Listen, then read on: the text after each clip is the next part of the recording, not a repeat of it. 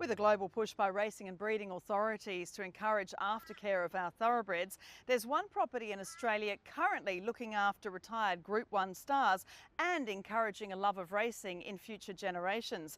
Living Legends near Melbourne Airport proves that plenty of people will put their money where their mouth is when it comes to the care of retired racehorses. But Might and Power has bolted in with the Caulfield Cup. He's going to do it. Fields of over by a Nick wins the cosplay. He might be our best. Silent Witness wins. And Brew draws away to win the Melbourne Cup. 2 lengths to Yippee Yo second.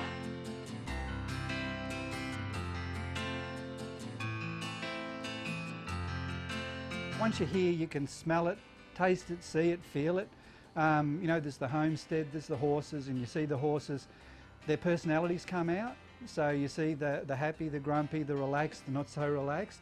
And I think that's a big part for our visitors, not just the horse people, but for the general public. You know, they expect a lot of the thoroughbreds, they're wide up, they think of them as, you know, all the one sort of high wide animal, and then all of a sudden they come here and there's horses a bit more relaxed, or we've got one that's got a temperament like Leighton Hewitt or John McEnroe, you know, they might have a little explosion sometimes.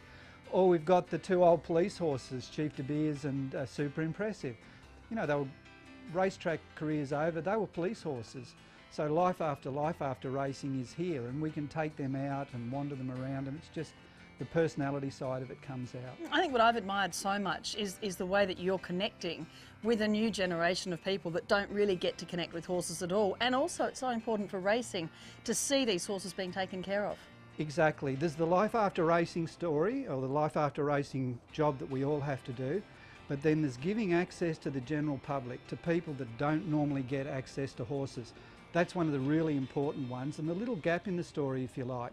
It's the one for the school kids that come out. They can actually pat a horse, we go for a walk, they can see kangaroos, they can see how many kids does a horse weigh, what do the horses weigh, what do they wear on their feet. You know, an aluminium shoe, that's your Nike sports shoe, and here's a work boot, and you touch and feel and see the differences. So they're important things that kids don't normally get access to. And for us, the key thing is to create a real education and learning experience so they can learn about the homestead, learn about the park, the animals that are here, and get a feel for where horses are in our history and what they've meant and how they've worked in together. So you're getting that learning experience. And you're getting the VRC as well. Amanda Elliott, I guess, is a lady who's very passionate about horses and I guess bringing that new generation to racing and is a big supporter of Living Legends. Amanda's been amazing. Like, the VRC's been amazing. We've been working with them since day one, really. We've been doing the Melbourne Cup parade and appearances at some of their events. But look, since Amanda's come in, it's really stepped up a level. We've got 2 horses at each of the race meetings, except the main carnival, but then we've had Might and Power at the carnival and some of the events. And Amanda's looking at it as bringing that next generation in as well, giving the chance for kids and for people to connect and keep in contact with the horses, and that's really, really critical. I mean, this is about the animal, and this is a great part of Australian tradition, isn't it? Yeah, and it's about the heritage, exactly. But I think the other point is to make sure as well that it is a learning experience. So for the kids that come here, we want them to see what horses eat, to understand about the horse. You know, for the first time when kids go to feed a horse, it's, oh my gosh. So, you know, you can start a pat on the shoulder or a pat on the neck. A lot of kids are scared to pat on the head first off because they're big and daunting. But to learn how many kids does a horse weigh, that's one of their best fun things. You know, put the kids on the scale and then the horse, or the vice versa. What do they eat? So put in a perspective of a farm and a historic farm. So I think it's important that we create learning opportunities and that culture, that heritage that horses are so deeply in our culture. So I think that's important. Our volunteer program's really strong. Look, without the community service and the volunteers, we just wouldn't have been able to maintain the property. So we did have our tough economic times. But again, it's a community sort of service. It's a learning opportunity. The community service, it's volunteers. They're doing worthwhile things. They're painting fences. They're doing gardens. They'll bring their families on, you know, weekends, etc. So they become proud of it. Our local community is one of the most ethnically diverse and financially challenged going. So we've got over 100 different ethnicities here. We've got a really strong Work for the Dole program, and for a lot of these people, they want to work. It's a matter of getting the English and getting things helped out that way. So there's a big local community impact. For the local community, the homestead is open free of charge 7 days a week. The gardens are free. If you want to, there's a charge for the horses, but just this is a wonderful community environment for the local community as well. And so who have we got here?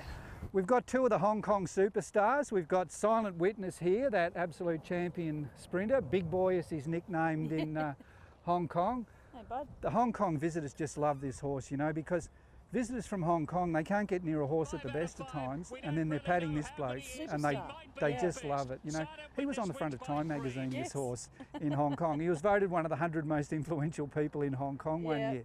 You know, we had a fella here the other year and he was patting this bloke and there were tears coming down his cheeks. He was our Beckham, he was our Beckham, you know, so great superstar and just fabulous. I think the strength of this bloke, he's just mentally tough. Crowd roar, the roof of the grandstand rattles, Bullish Luck drives up, beats the champion. But it really is so brilliant to see, you know, your champions such as Might and Power, efficient, zipping in the same paddock with Mount Macedon in the background, of course, where they were both trained for Lloyd Williams. And Might and Power, you know, he just loves being brushed. He loves the attention, doesn't he? And he's glowing still, the old boy. He is just extraordinary. You know, anytime you want to pull the rugs off our horses, if it's winter and they're rugged, Might and Power will glow and Apache Cat will glow. They'll all look good, but there's just something, I think, a little bit different metabolically almost with Might and Power. And remembering, you know, he had a good piece of his gut taken out too with bad colic at one stage. So we have to feed him a little bit harder than the others, but he is just extraordinary. You know, around kids, people in wheelchairs, he's gentle. Most women, especially young women, he's terrific, but he'll find the occasional bloke he really doesn't like. He makes a judgment call. Yeah, exactly, but he makes the judgment call, and if he decides he doesn't like you and you'd come, he'll just go. He'll take some flesh. But he just makes that assessment, but he's just extraordinary. He'll run around the paddock still so fast that he'll scare you, like he's one of those sort of probably middle-aged or older blokes that thinks he can still play football like he was when he was 20. But you know, now we take him in and around the MCG. He goes to Government House, and all his most recent visits, we've just walked around in the crowd with him. He's just so relaxed and loves it. But still, if he finds the wrong, the little bit of Zabeel just bubbles to the surface, and you know, in the nicest way, he's just got that little bit of Zabeel mongrel, I guess you'd say. But no, he's extraordinary. How do the horses come here? Who sends them? Do you sort of say that horse would fit really well for what we do, or do you? And I'm sure you get asked to take a lot that you probably can't necessarily home. How does that work? Well, if we go back to the beginning, it all began around Fields of Omar. While he was still racing, actually, but he was the foundation horse. And of course, with Fields of Omar going to come here, you could then ring Nick Moratis and say, look, there's this we've got this concept of a home of rest for champion horses, and what about Might and Power? And we've got Fields of Omar. So it was sort of like, that was the momentum to get it going. And then there was Doremus, because if Might and Power and Doremus and better loosen up. So we had that core. So for us, we're looking for a couple of Group 1s. We want to have that Group 1 level. And they've got to come with a big check because we don't have the base funding. So that's really what we require. As you say, the funding is so important, and it can be tough to get, but you also get a lot of, you know, I guess people that really believe in this place and bequest money. We've been so fortunate. We've had some wonderful bequests. There was a lady called Helen Gadsden. Her estate has just put in, well, literally hundreds of thousands.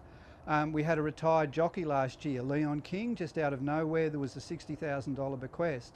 A lady, Mrs. Short from Geelong, there was some funds came from her. So the bequests are important, but you know, if you look at it, we have no base funding, so we do the appearance money, sponsors. Really, we just have to raise funds from every possible angle, but the donations are important, and then the bequests are important. You must feel so proud though, seeing these horses, and I'm sure you wander around, you know, in the day's work and do laps of this place, and you must just sometimes just stand and have a look at them and just be so pleased to see them so happy. Yeah, look, it is, and the horses are happy, and we have had a lot of tough times, but it's amazing when you think, you know, we've got all these Melbourne Cup winners, we've got 4 horses that were all up 5 times Horse of the Year in Hong Kong.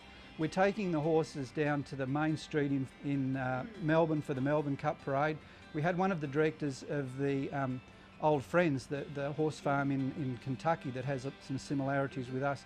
That fellow was he was just blown out of his mind that we could possibly be taking Group 1 horses down the main street of Melbourne. We were taking them to Crown Casino, all out in the public, and we're doing all that, but still a lot of our best work is done here at Living Legends, you know, with the school kids, with the vet students. So there's a sort of a high profile part to our work, which is a lot of fun and really proud of. But you know, really our best work's done here at the farm, probably outside of the public view.